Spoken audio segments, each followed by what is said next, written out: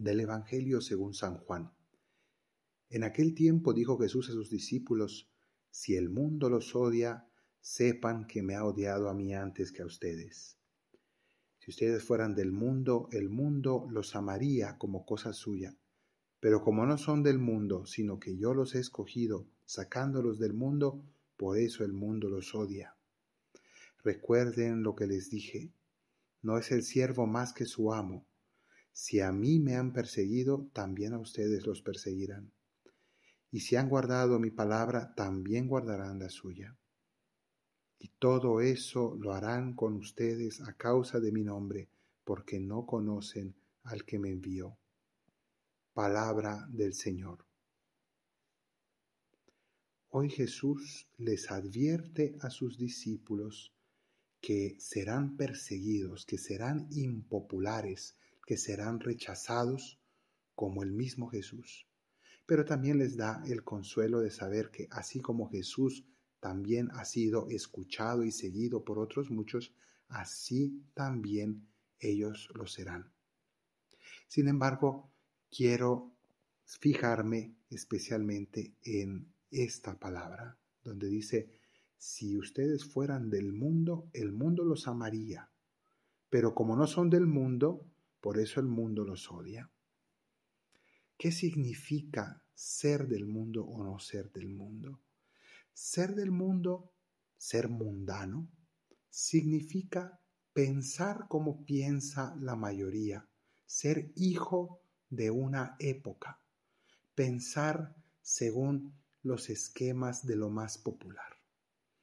Y todos nosotros hemos nacido en una época y esa época está llena de unos valores o antivalores, de unas maneras de pensar, de unas modas, de unos modos de concebir la vida, la moral, y por tanto esas maneras de pensar son muchas veces contrarias al Evangelio de Cristo, porque no se basan en la fe, se basan en las preferencias y en las cosas que más le gustan a una determinada época. Y eso va cambiando. Cada época va cambiando sus modos, sus preferencias y sus gustos, sus maneras de pensar. Pero el Evangelio de Cristo, como dijo él mismo, el cielo y la tierra pasarán, pero mis palabras no pasarán jamás. Y de ese modo es un ancla, es un fundamento firme que nos permite perseverar en la verdad en cualquier época.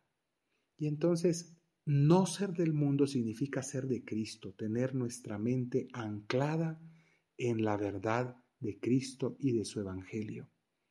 Y por tanto, esto significa muchas veces ser impopulares, porque significa proclamar verdades que muchas veces la manera de pensar de una época no será capaz de entenderlas. Las rechazará porque le parecerán anticuadas, le parecerán absurdas. Y es por esto que Jesús dice: como ustedes no son del mundo, sino que yo los escogí, sacándolos del mundo, por eso el mundo los odia.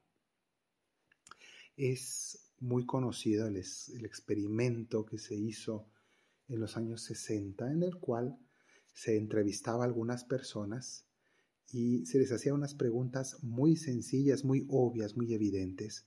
Pero junto a esa persona entrevistada habían otros actores que respondían cosas absurdas.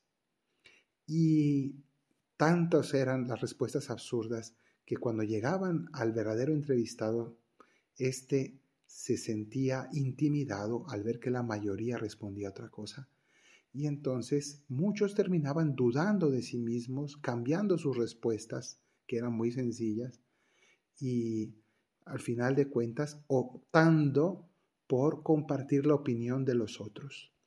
El ser humano tiende a buscar aprobación, tiende a buscar la popularidad, tiende a imitar a las mayorías y por tanto ser del mundo significa caer en esa tendencia de las mayorías y de las modas, en ese buscar el todos lo hacen y el no querer ser muy diferente que los otros. Pero en cambio Jesús nos invita a seguir el camino del Evangelio, que muchas veces será impopular, pero que necesitamos nosotros tomar como aquello que no cambia por más que pasen los siglos, aquello que nos dice la verdad sobre el mundo, sobre el ser humano, lo que es el hombre, y sobre Dios. Si nosotros nos aferramos a eso, viviremos en el mundo, en medio del mundo, pero sin ser del mundo, proclamando la verdad de Cristo, la verdad del Evangelio. Que así sea.